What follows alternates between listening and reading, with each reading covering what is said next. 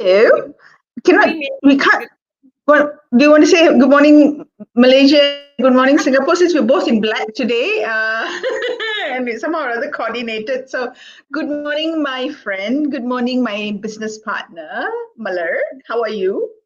I am pretty good, as you can see. Good morning, Sham. How are you? I'm okay.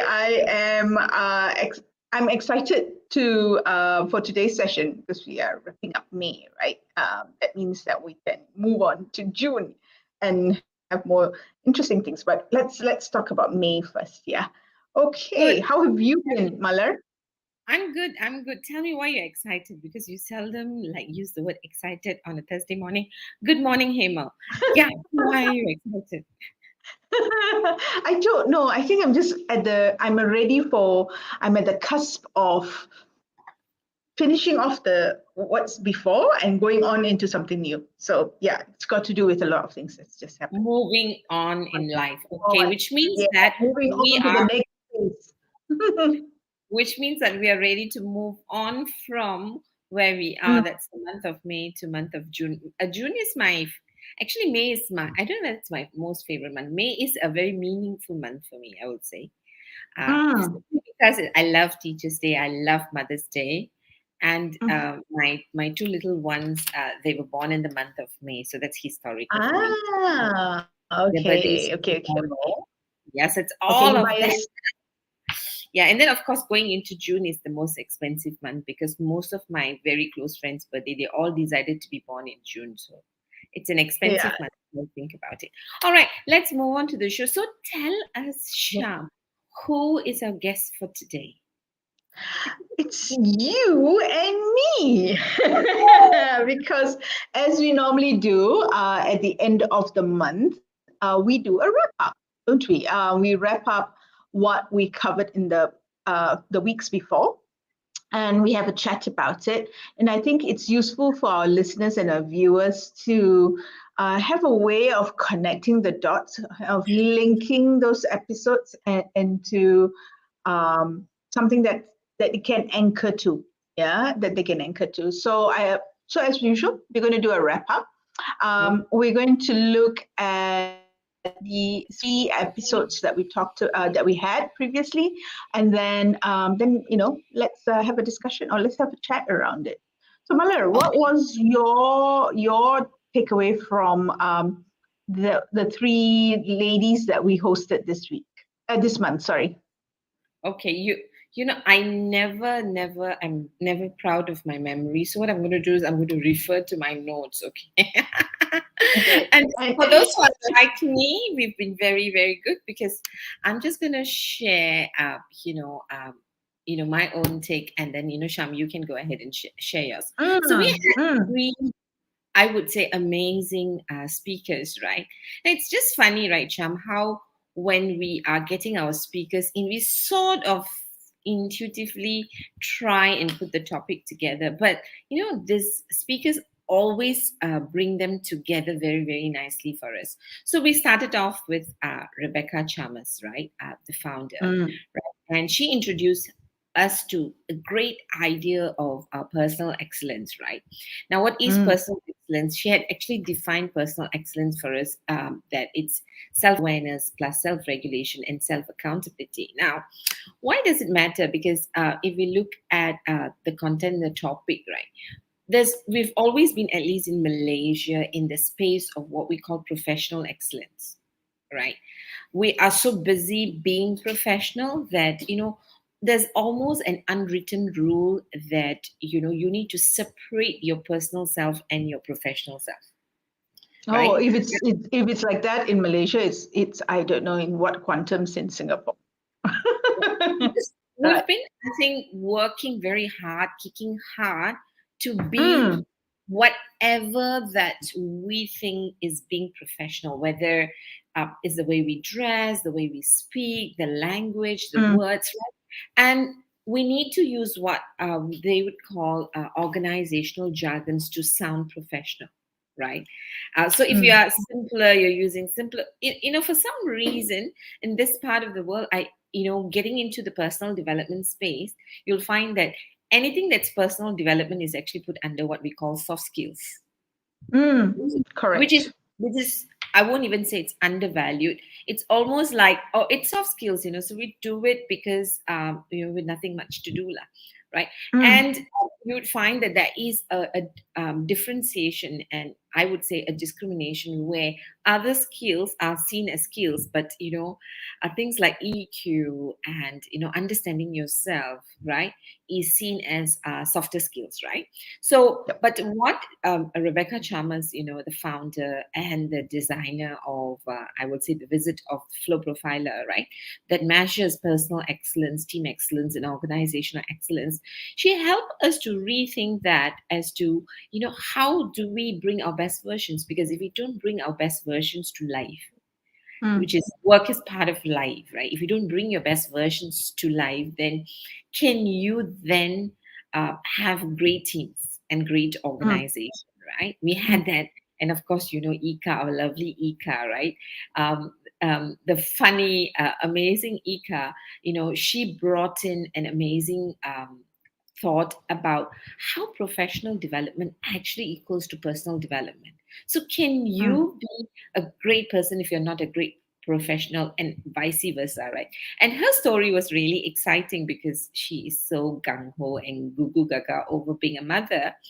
And she shared with us how she brings in her best practices as a professional leader mm, to mm, home, and specifically mm, in relationship with her son, and how she's also bringing in what she is learning in motherhood back into leadership, because we go into the cycles of learning and growing and changing, and that's what Ika demonstrated and articulated so inspirationally, I would say. And then mm, last week we brought in this author Fuan, right?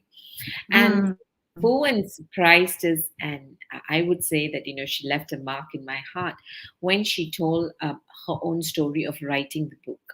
Your Wish is Your Command, right? mm, Which was launched this Tuesday at Borders, and the question that we ask, can we have professional excellence without personal excellence? She actually bridged it seamlessly for us, because she said, mm, you've always been talking about mindset.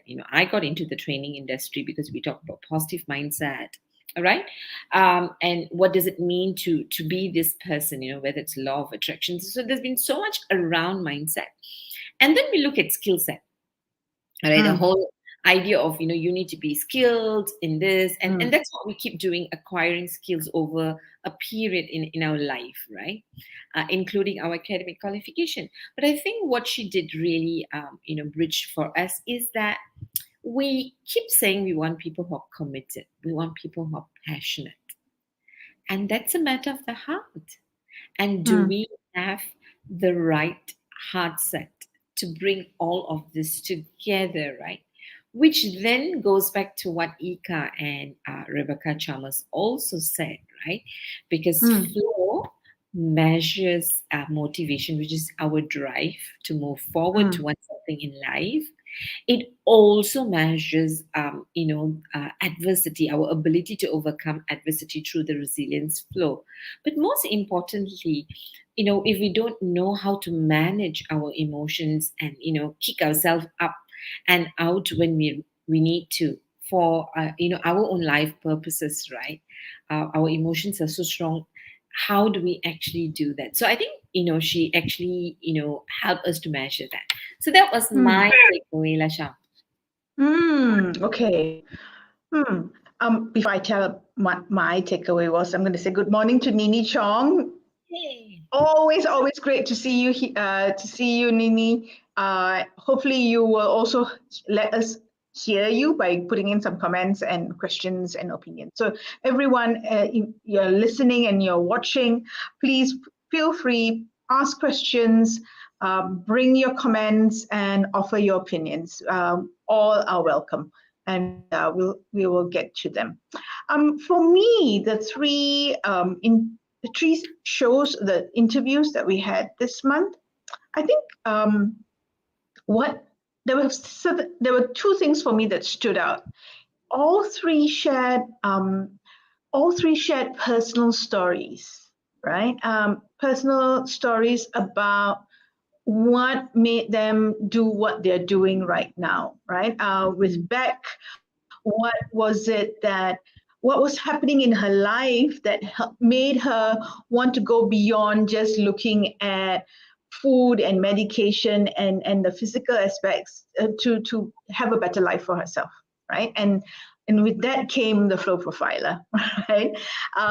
For Ika, how it's the personal stories about her as a mother and how motherhood for her is very much like what leadership is, or she's drawing on her leadership stories and her leadership insights to help her with her role as a mother. And of course, Fuyan as well had her shared with us her story of why she's doing what she's doing right now. So the for me, the interesting thing about all three stories was that they're all centered around purpose. All right. The three of them are anchored to a very strong purpose that leads them to do what they're doing right now and creating the life that they want right now, creating the business that they want, and they're creating the business in line with that purpose. They're creating a future, in the case of Ika, in line with that purpose. Yeah. So that for me stood out quite strongly, Mm, Malar. mm. Mhm. Yeah, And I think it works really nicely with our theme for this month, which is designing an optimal life, right? And if you are thinking about designing an optimal life, I think at the core of it all is purpose. Um, what's our purpose and how is our purpose aligned to the organization, or can the organization align or find a way of aligning the two so that people bring their optimal self to work or bring their optimal self uh, to their lives, right? And Malar, you've got lots of work around this space, right? And you do a lot of work, we do a lot of work in this yeah. space. Maybe it's time for us to kind of share some of these nuggets with those who are watching and listening. Nice, nice. I just Mm, wanted to say, yes, another person has said good morning. I always love it when people say good morning. Hi, Vera, good morning. Another amazing young lady, previous client and, producer of wonderful shows, meaningful shows. I'm just going to say mm, hello to Lewis, who's always been coming in, and Elizabeth on Facebook. For some reason, again, we're not able to put up your comments, but I see you and I hear you, Louis Marias and Elizabeth. So good morning to them. Yeah, as you were sharing, right, Sham, mm, what I realized is that all three of them gave us something in common for Mother's Day. It's about how they gave birth to what they gave birth. correct. One Yeah, gave for birth to a Beckett. book. Yeah, for Beck it was Flow Profiler, which is a tool. For Ika is her 4-year-old. I think he would have been turned 4 already. And for Fuyan it was a book. A Exactly, book. right? Suddenly I realized it was the story of birth. And I think all of us can relate to the story of birth, of our life stories, of what's happening. And that is really the crux of what I would say our identity, who we are, right? And who we are then determines, why we do what we do, which is the purpose in our life, right? So with that, Sham, if we think about it, right, like today we are, why is it important for us to actually do the wrap up? I think that's Mm, because we really want to see how to bring all of this together to address real life challenges, because it's surely the lines are blurred, we know that, with mm, hybrid mm, working, in the past it was very easy to say keep your personal side away, right? Now, yep. the professional side, the work side has crawled into our personal life. And so I thought it'd be nice to actually discuss what are some things that, is happening around and in line with Mm, what our speakers have actually shared, right? Now, one of my mm, most favorite, I would say, I don't know whether I call it a research, right, is the one on, I think this is an underquoted research, right, is from Leadership Challenge by Kozes and Posner, right. So very often, we do cultural work, all right, and organizations will we often do connect when we are doing long-term work, development work. We usually ask this question: how do we connect this back to your organizational purpose, right? And Mm. we all have gone through, and I see this trend coming back again, where we go for this vision, mission, values program, right? When we're trying to align everything together, right? Why? Because we are trying to set a culture, because we did speak about culture, right? And very Mm. often, we undermine the power of the individuals. So in this particular research, they did a research on the connection between values and commitment, right? Mm. Personally, what's my values? So what is really interesting, 7 being the highest score, right? When individuals are low, right? So if you look at them, low as to, they're not so clear about their personal values, i.e. 4 point, low, their commitment to the organization, right? That means clarity is low, not very high. Then you see commitment is 4.9. Then you send them Mm. for this course, go for this organizational values. Commitment level is at 6.12. Mm. Now, what's really exciting, 7 being the highest, when one is clear about one's personal values, and then they Mm. understand the organizational values, Then commitment the is two come. 2.6, Yep. right? Now, Yep. the counter to that is really interesting, impact on commitment, right? If someone knows the organizational values, but doesn't is not clear about their personal values, the commitment level actually is low, which is 4.87. Now, this Mm. is something we've always discussed and chatted, but we've not been able to Yeah. like get through leaders, right? Because Mm. leaders inevitably, I think, when you're in leadership position, somehow or rather, your personal values and your organizational values are aligned. Otherwise, it's not easy to lead with passion and purpose, right? Whereas if you look at employees at large, we bring in individuals who may not know or maybe unconscious about who they are, right? Which shows up in their personal values, right? And this particular study, I found it very, very useful. I still quote it, and we talk about it, at least at Yes. the design stage, right? That's Because right. Yep. we need to include the component of personal development as to what is it in for me? Why do I want to do all of this?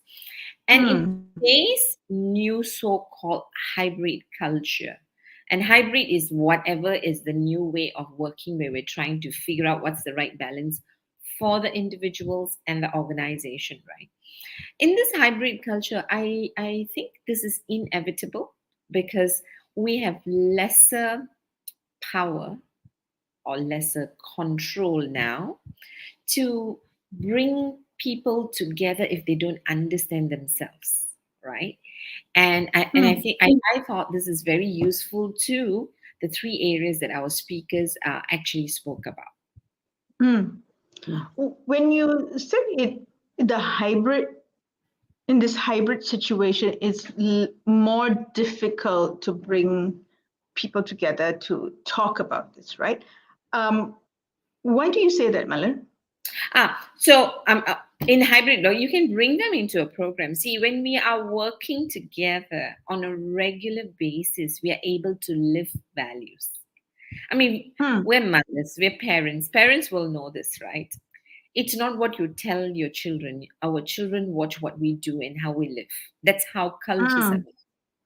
Mm. So we've Mm. unconsciously given birth to family values. You can talk about family values.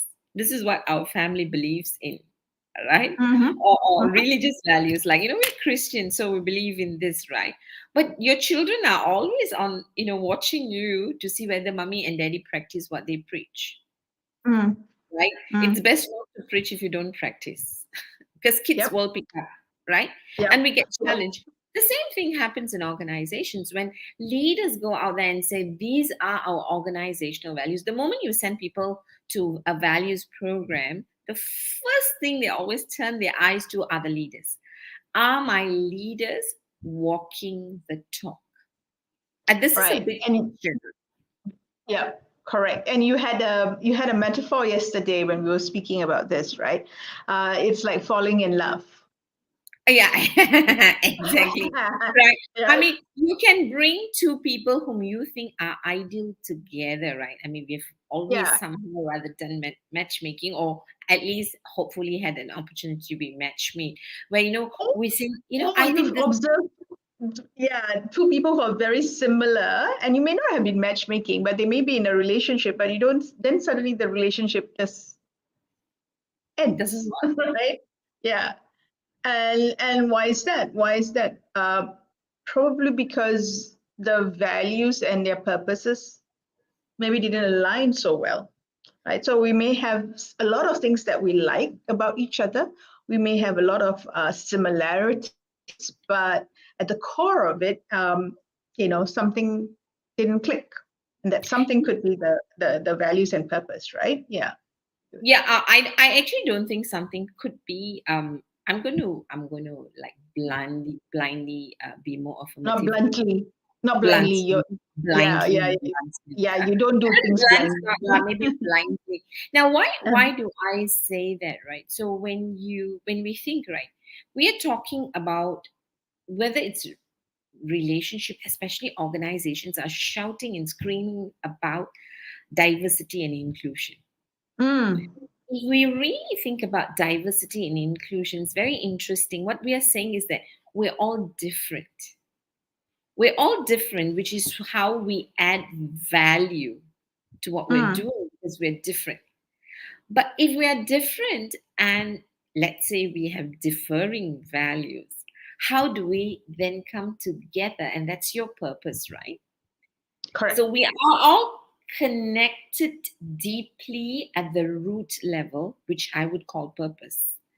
All right, that's the why. So why Mm, we do what we do. So I'm different, and why is this difference important for our business, our organization, which is mm, now settled in the seed of the organization as to why organizations begin to actually exist to make a difference, right?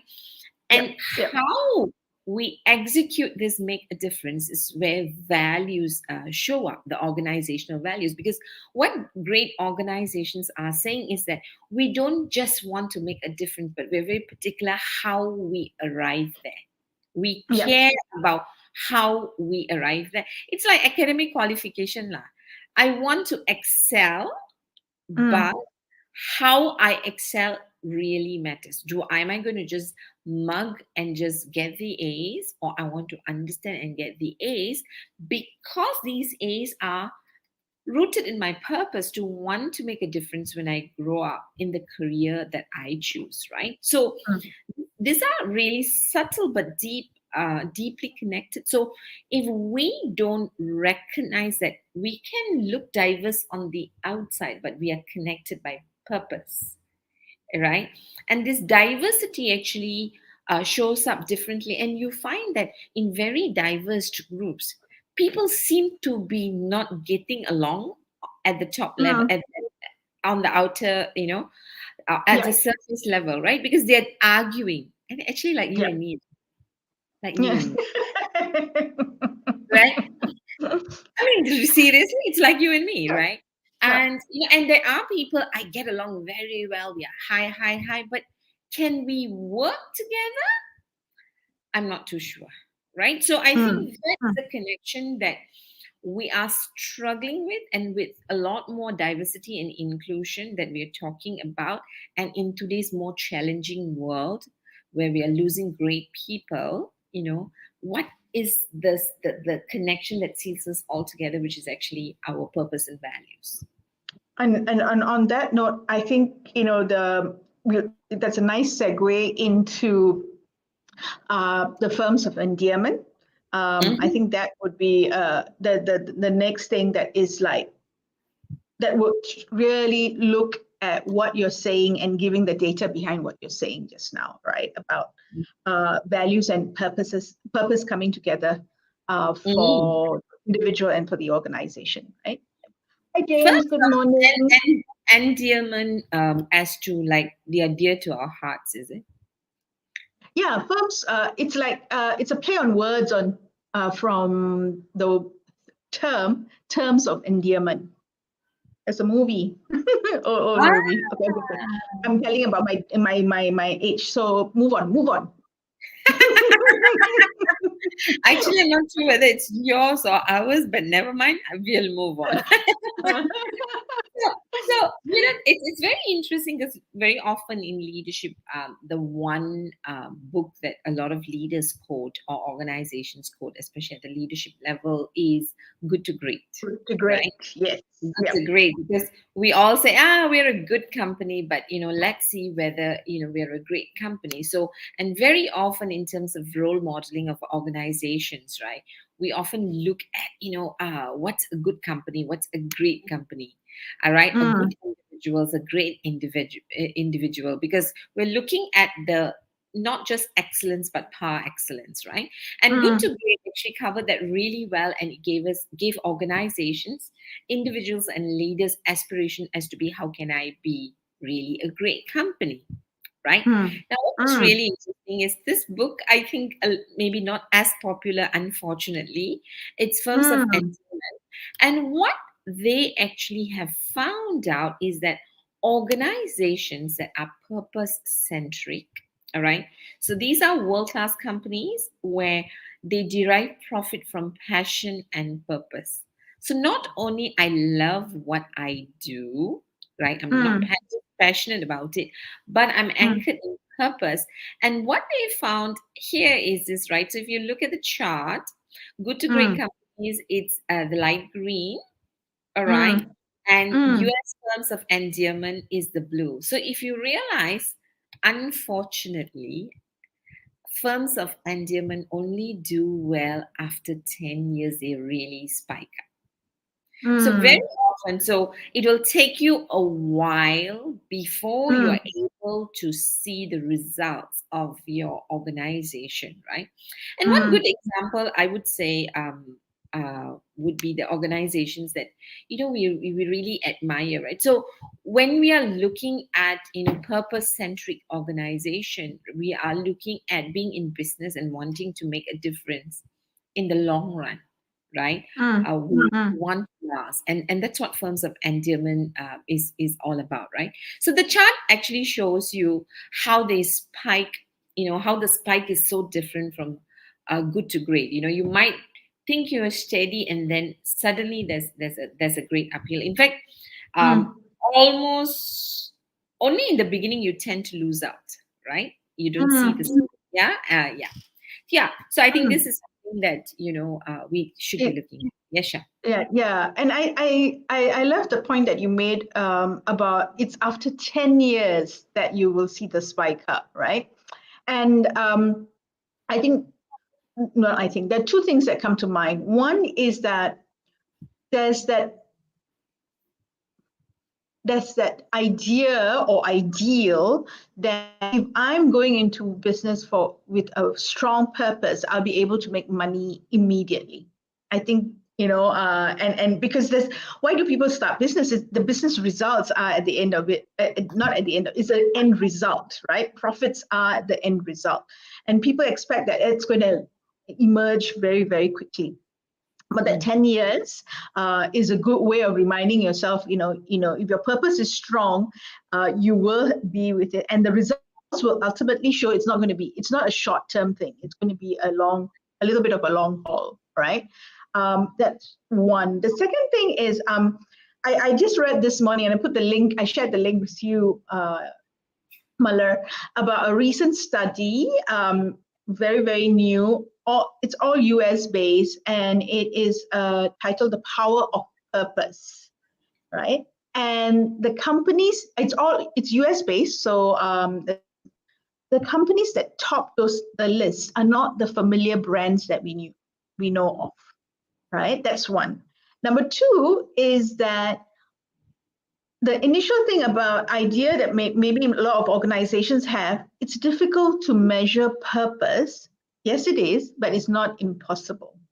Right? Mm. And companies can do that. And the Firm of Endearments tell us that they can do that, right? So I'm going to put the link of that document, that article that I just read in the chat so that people can just access it. Nice. I And I wonder if we do it for Malaysia and Singapore, which companies will come up top? In the first like 20. yeah, but you know what? I'm also thinking aloud. Mm. So I know one or two companies, right? And one of the companies there, Roche, Mm. I've worked with them and I know how Yep. they work. Internally, Mm. they're so consistent in terms of specifically their leadership behaviors, right? Mm. Mm. Yeah. So I think if we have worked with some of these clients, you realize that, hey, yeah, I know internally as a consultant, I have experienced them the same way, right? Mm. But also, right, because you say these are companies that you often don't hear about, right? Mm. Because I think it's like individuals, right? Some of the greatest leaders, okay, I'm not going to say some of the greatest leaders. You know, some of the leaders who inspire us that we bring onto our show are hardly Mm. heard of, right? Correct. This We is call them nothing. the quiet leaders, Yeah, right? the quiet leaders, Yeah. right? Because they are so focused on their passion and purpose, you will find Mm. they really have no time to go out there and brand themselves or market themselves. But Mm. people hear of them when they are looking out for someone who needs to make the shift or the change or the difference. Correct. You Correct. hear of them. So same Them. thing Yep. in organizations. There are organizations that do really, really well, but Mm. they are not telling the world. They are focused on making the difference. They are not Yep. telling. They're not marketing themselves to say we are good. There's no advertisement about them being good, but there's Yep. advertisement about how our services make the difference, right? And I Mm. think Mm-hmm. that is probably very consistent with, I would say, great quiet leaders. And quiet doesn't mean introversion, by the way. Just quiet because Yes. you're so busy working, so Yeah. busy focused on resolving issues at work and getting the hands-on experience, right? And Yep. somebody else might be doing the branding. Also, right, if you look at branding exercise, right, in what we call, whether it's firms of endearment or the purpose-centric organizations, right, the Mm. kind of advertisements that comes out is very consistent in terms of purpose and values. They're very and Mm. they're often Mm. Mm. putting that two together, right? Whereas Yep. sometimes when you do a lot of marketing, you realize, hey, marketing is one. Leaders don't even know what we are remembered for in that sense, right? So that's Correct. those are some things I think you can already observe both in individuals as well as organization. It's not just shouting out who you are, but people Mm. experiencing you as who you are and following you. Loyalty is built there, isn't it? Sure. Yeah, correct. They look for you, right? Whether wherever it is that you have moved on or you're, gone to a different country, they look for you and they come looking. You'll be seeked out. All right. Here's a comment from Vera. Yeah. Interesting topic, Malar. Yeah, love the part when you said, do the leaders walk the talk? In my long journey at work, I've had great opportunity to work with such great leaders, and it's always kept me on my toes. Oh, yes. And demanded that me to deliver higher standards of work and value. Thanks for sharing that, Vera. Yeah, All nice. right. Yeah, that's Thank I've worked with Vera and some members of it, leaders and teams, and absolutely right.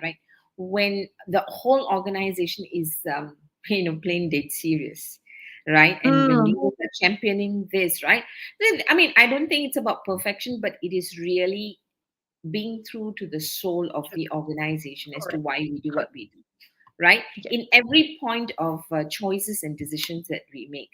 um, we actually have Jay Sinaya who's come and said, Jane. hi, Jay. Yes. So Long story short, Firms of Endearment, after 10 years, profit and ROI, they surpassed almost 1,000%. You can go and have a Mm. look at the details now that we've actually put it up. Now, I found this, actually, I didn't lie, our dear Kirtana, our back end researcher, found this.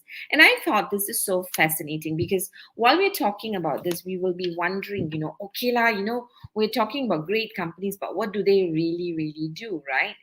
And so now I looked at some of the questions because we're going to wrap up, I'm sure, with we all wanting to be great, and Mm. how are we going to cope with the changes. Now I looked at some of the questions here, right? So these are again some of the questions that is being dealt with in Firms of Endearment, right? So if you look at, say, the first three, right? The first question is really build a high performance business based on love. And this is quite scary because love is nice to hear, nice to experience, but scary to talk about at workplace. Yeah, tell me I about mean, it. think about how we draw our line so clearly. Can you just go out there to your colleague and say, "I love you"? I mean, we do. I do. um uh, I mean, I cannot not do that, right? Because I when I love you, I just love you. I don't see whether I met you at the like how I don't know how to do that, right? But here are organizations who are, and that's why they're dear, right? Build a high performance business based on love, right? It can be done and we'll prove it, right? Now, because you love each other, you love what you do, you love what you stand for, you're so proud of your organization, you love your organization. Your organization is not a thing to do. Yeah, your organization is what you feel, right? And how people find the self actualization they are so desperately seeking. And this is really, really very powerful. Why? Help people find the self actualization. So, if we look at, we want intrinsically motivated people. And in the current culture of hybrid culture, you need people who are independent, yet stay true to the spirit of the organization, right? And people who are self actualized will do that, right? Join capitalism radical social transformation. Now, so we just don't want to do meaningful work, but we want to do meaningful work to transform the world, to make it, to shape it to what we want it to be. So we hear a lot of these transformational thinking and challenge from the young people these days, right? uh, and if you want to attract talent, right, and these are the things that actually just becomes important. I like the fourth one. Don't just talk about creating happy productive place, just do it, right? So on one hand you're selling happiness, on the other hand, if you look at work culture, people don't even come to work happily, isn't it? People don't even smile, right? Mm. Mm. And I think uh, you don't talk, you don't put on walls we are happy, but I think when you see photos, when you see Insta photos which is taken, naturally taken, and you know how it's so nice to belong together, and when we belong together we're just happy, right? I like this. Honor the unspoken emotional contract you share with stakeholders. Now that I just realized there's a spelling mistake. Honor the unspoken emotional contract. So this is interesting, right? Because we're talking about integrity. This is personal for us. This is emotional for us. Are we willing to honor that, right? Create partner relationship that really is mutually benefit. Again, right, is win-win. It's not I tell you because I'm the power, I'm the organization, I'm the boss, I'm the leader, but let's look at a win-win with whoever you're talking about. So this brings about the value of respect, isn't it? Build a company that communities welcome enthusiastically. So this is nice, right? Do people like us, right? Do people actually like us? And that's a very, very I thought powerful question, right? And how do we make sure we have this with the investors? So these are some questions. If you're leaders in organization, and or you're looking at, can I become part of this Firms of Endearment? These are some questions that you can ask yourself. Not so much do we like these questions or not, but really, can we bring this to become part of our culture? Right, John? Nice. Yeah, Mm. I thought like you said, my favorites are in the first three or four, and I think it's a very clear way for us to see whether we are in that space of aligning purpose and of the individual and the organization. Okay, I'm going to stop because I know something else is coming. So let's show what's up next. Okay, Mm. these are the companies. Yeah. Yeah. So these are the companies. So if you are, Vanan has said good morning. Hi, Vanan. Now, Firms of Endearment. So if you look at the companies, yes, we would have heard some of these great stories, right? The Tata, 3M. I can see, of course, Disney is everybody's favorite. FedEx. Now, if you look out, we have seen these organizations really come through, and we've not just spoken about it, having been in the space of branding and customer service or service excellence, right? These are organizations that we emulate, we want to role model, right? Mm, Terms of where we want to be. So we always have these organizations that we want to role model and say, I want to be like Disney, for example. And Disney is a very, it's an example everybody relates to because they bring the child in you, whatever age you are, right? And they create that so consistently, right? Right till, the mm, people are serving at every level. Now, why? Because this is where the DNA of the organization is really stitched as part of you, right? And so these are some organizations that we are talking about. So that, if you admire some of these organizations, that, these are organizations that we want to talk about. We have a couple more mm. minutes, and we want to talk about the great resignation. Everyone is talking great, great, great. So let's see what statistics is showing about great resignation. So, yes, Shah. Yes, Mother. I just wanted to, because we have moved into a different area. I think this is what happens. I think when so I'm using a lot of I thinks, but I don't think I actually know this. What happens when the alignment is not there, right? When the alignment between the individual's purpose and the organizational purpose is not there, right? Then you have things like what's happening right now. It's great, a lot of things, right? Great resignation or the big wave and things like that. But if you look at the data, what is the data actually telling us? What's the data telling us, Malar? Data is telling us 49% of people have quit the job in 2021. Now, what does that say? That's almost half of the workforce that has thought, right? And if you're Correct. thinking, oh, these are lucky people, Sham, you pointed this out to me. These are lucky people, they can afford to resign. Not really. They resign, because they got a job. So if you look at it, Mm, so only 17% of people have resign, cannot tahan already, I have to oh, leave for my sanity.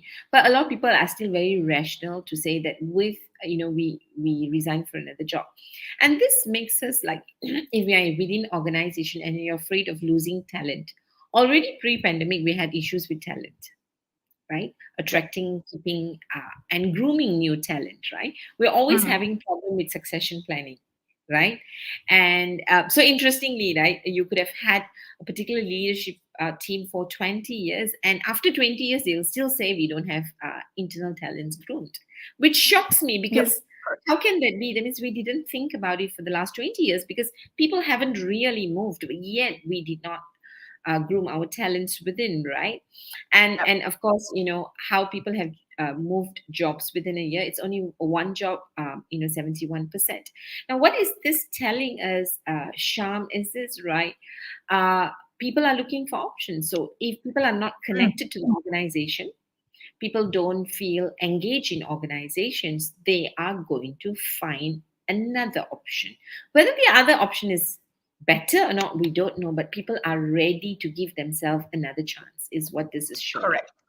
Correct. And I think that's an important, I say, I think again, that's an important distinction because I feel that many people think the great resignation is that people leaving the jobs because they're burnt out. And that might be one reason, right? And it could be I leave the job for healing myself. I need to, pick myself up again. That could be it. I'm leaving this job. I'm burnt out, but I've got another job in hand. Or the biggest thing that's showing in this data is I'm leaving this job because this is not good enough for me anymore. I'm Mm. going to look for something that's good for me. All right. And when we go into that space of what's good for me, I think, then you're looking at deeper into yourself and what's my purpose and what am I meant to do? Yeah. Nice. And so, if we are looking at what's causing this, is really again another exciting piece of information. People, if you're Mm. listening in and watching, low salaries, 67%. So you see, they're all between 62 to 67, Yeah. right? Limited I career want to opportunity. yeah, I want to rephrase low salary as to fair salary or unfair salary. Mm. That means I Mm-hmm. don't feel I'm being fairly paid, because we do know that organizations are going into lean. And with lean, what happens is that you might think you're getting a big fat check, a nice increment of 20-30%, but your workload is not consistent with the 20-30% on one hand.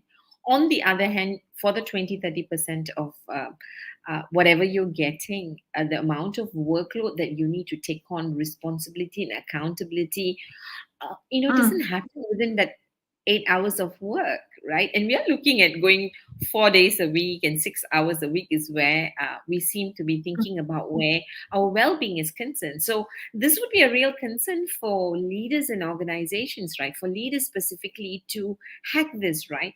On one hand, Mm. it's lean. On the other hand, people are saying I'm not paid enough. On the other hand, Mm. when you're lean, there's a lot of work, and then you need to make sure people are well and happy. My goodness, I don't envy the leaders, which is why we run this show now. Yeah. So we're looking at people having low salary, limited career opportunities. That means Opportunities. people still feel that, look here, I can't grow. Now this becomes really important, because on one hand people are working more independently, on the other hand they want career opportunities. On the other hand, now HR that used to really look after people's career may not have hands-on understanding and experience about their talent, and the Mm. immediate line managers do that. So are Mm. line managers equipped to help their direct reports with their career opportunities? That Correct. takes us to the number third, the third one, which is not being valued by managers. Mm. Relationship with my colleagues, right? Now think about people who've joined during the pandemic, and the orientation have been done, and they don't even know each other. So one of the glue that brings people together are their colleagues, right? So if I don't have a relationship, right, especially when I'm working in the either hybrid or work from home culture, or we're not bringing people together, if this is Mm. the reason, if this is important for them, then that's not going to keep them in the job anymore, right? Now, I like this inadequate pandemic health measures. Now, I love this because employees, individuals are looking at how we have treated our people, how you can't Mm. count pennies when people really needed you. Yeah. Correct. Yeah. Correct. Yeah. So now the rest, poor employee benefits, again, wanting to change industry, fair enough. Negative interaction with customers, being forced to return to on-site work after working remotely. That's 55%. Yeah, being forced. And seeing Yep. other colleagues quit. So my friend quit, and I don't have new friends. No reason to stay. Mm. These are some reasons which is really really interesting. And another trend that we are looking at, if you look at this trend, is that lifestyle changes. We are re-looking at our life. We're looking at health and safety, comfort levels. We realized during pandemic, whatever it is, I need to look after myself lah, because if I don't look after Mm. myself, there's no guarantee, right? I Correct. like this Yep. aging workforce, because I probably fall there.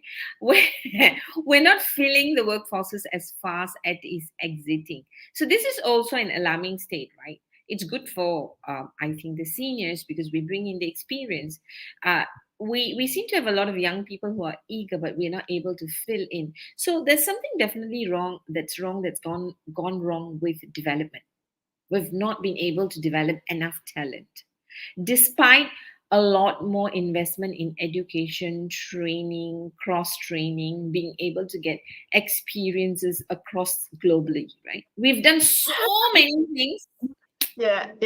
And like Fuin says, we have created robots who do not think and just do, things over and over and over again. Okay. Yes, Right. Malan. You And, start. Mm. yeah. And then boom time for hiring. And I love this, right? This is like my favorite. When I mentioned it a few times, look in the mirror, how they have handled change and empathy towards their employees through this time. People are watching you to see leaders. When you talk about empathy, when you talk about people, whether you have actually walked your talk. Bravo. So I Yeah. loved all of this. I hope you also loved all of this. We thought this is so essential in the topic that we're talking about. Just going to Yeah. read out what Vanan has said. Hi Vanan. Vanan says, agreed, burnout is a major issue at the moment. Interventions are crucial for self-care. Yeah, first we must all take responsibility for ourselves. Vanan, I agree with that. And Ilan Govan, who's the LinkedIn user, he says, well, energetic talk in the morning. Oh, you're inspiring, Malar. Oh, now I got to meet you lah because you said something so nice to me. Thank you very much. It's very encouraging. Thank you very much, Ilango. But so with that, Sham, now how do we do all of that? Let's just wrap up because if you look at our theme, right, what drives us, what Right. keeps us going in this space is what we've been talking about in the month of May. How do we Yeah. not just give birth to these ideas, these thoughts, this aspiration, and the world that we want to build, but how do we keep it up? It is called motivation. Mhm. Yeah. And how do we, like I said, how do we measure motivation, right? We've been using the word purpose, but is that the only word? How do we think about it? And I think that's been one of the things that I think that can be very, very challenging for a leader to figure out what motivates someone. I mean, goodness, with my 17-year-old, it's difficult to figure out what motivates the boy, right? And when I saw this, I thought that was this is really, really cool because it gives us different ways of thinking about motivation.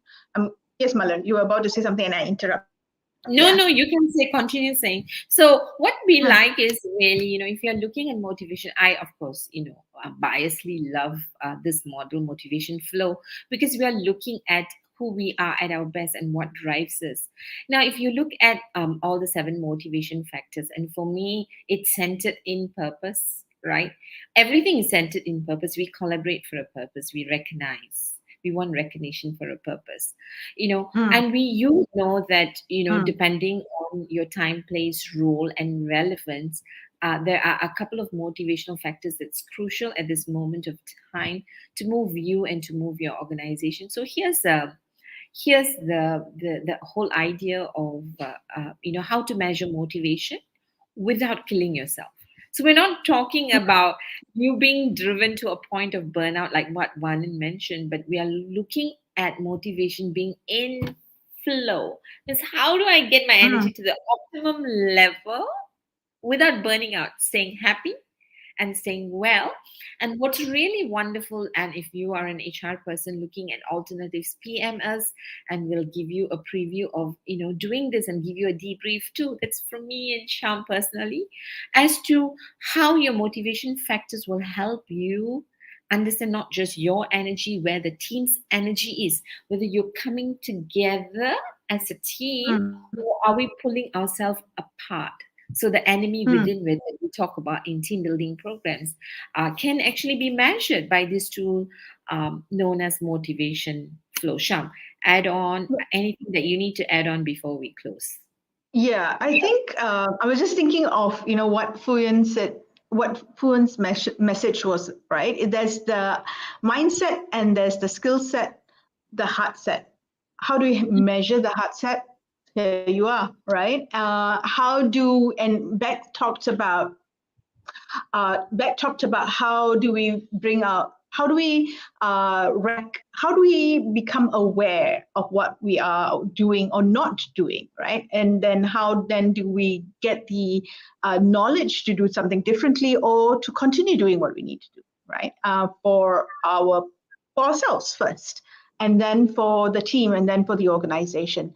And Ika talked about how she constantly goes back and reflects on what she needs, what she wants, how she wants, what she wants to craft in order for her to do that. Ika is a very self-aware individual, I think. But many of us may not be. Yeah. And sometimes a tool helps us do that. It's just like doing a health check. Yeah. That's You do a health check every month, every year. I hope you do. That's just what our body is doing. We need another kind of a check. This is one of yeah, it. that's right. And for me personally, when I did this profile 3 years ago, I've always stood tall thinking that I know my purpose, why we run Hearts and Minds and all of that. And I will say that, after my debrief, and when we looked at the whole organization workforce, right? I mean, the team within Hearts and Minds, it hit me really hard as an entrepreneur to realize I was the cause of not growing. I was the showstopper for the organization because I was focused on the wrong stuff, right? And Mm, I had to work on myself first because I was attracting the type of talent, and we were all so similar that we were happily not growing. But I must say that mm. in the last 2 years, I've grown. And one of the courageous action I took in growth is having a partnership with Shah. Yeah, I knew that somehow or other that will come in, like, But that's some, true, like, Shah. That is so true. Because if it is not for this, if I didn't have to deal with the feedback I got from my report that I was my showstopper, while I think people will know when I speak, I'm like, oh, so excited. Yeah, I'm very purpose driven, but that was the exact purpose drivenness that stopped our business from growing because I did too mm, much of it. I mm, didn't know when to pull my brakes so that I can accelerate at an optimum level. And as a leader of the organization, if I don't know how to do that, and a lot of entrepreneurs don't know how to do that, mhm. we cannot get into firms of endearment. Like, forget about endearment, we cannot even get to great. So, with that, Sham, I think time to close. Yes, We've taken more time than yes.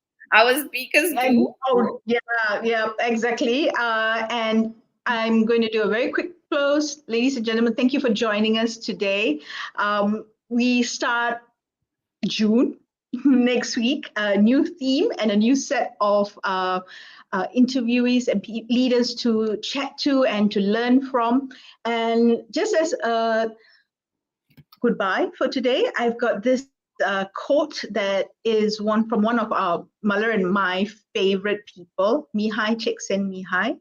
And we leave you with this quote until we see you again next week. Oh, And the quote is, let me put that on, a joyful life is an individual creation that cannot be copied from a recipe. nice. I love it. Thank you very much for joining us, everyone. Have a good day. Bye bye. We'll see you next week. Thank you for joining us. See you next week. It will be Father's Day Day. month. Yes.